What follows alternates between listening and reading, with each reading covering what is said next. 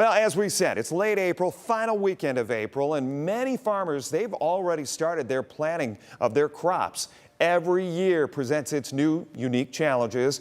Maybe it's the weather, like 2019. Last year, it was inflation, the cost of actually doing business. We're going to check in with Dan Cummins. He's got much more for us tonight. Dan?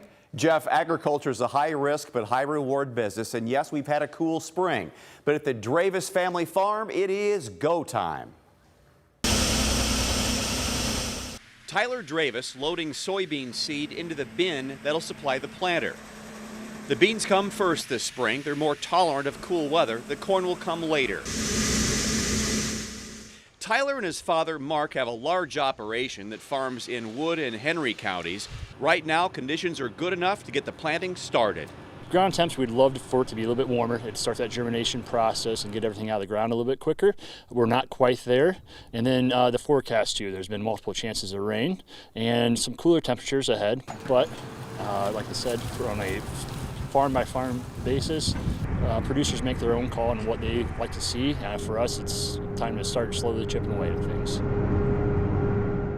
The Dravis farm goes back to 1870, spanning 6 generations. Mark tells me interest rates are the biggest problem this year for farmers who get loans to buy their supplies up front beginning of the season, then pay off the bank when crops come in.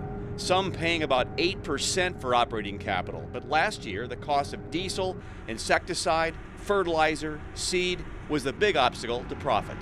The price of fuel has dropped dramatically. My cost of fuel last year were up 175% over the previous year. They're back down to normal levels now, so that's been good. However, inflation has impacted, fertilizer is phosphates and potassium has stayed high.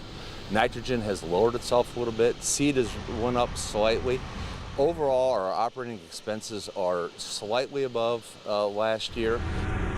One other expense that's gone up is wages. Dravis Farms has 6 employees. Much of what they grow is feed for dairy cattle. Some of their corn goes towards making ethanol. And yes, that story was shot on Wednesday, a rare day without rain. Now farming is on pause for a few days. Reporting tonight, I'm Dan Cummins.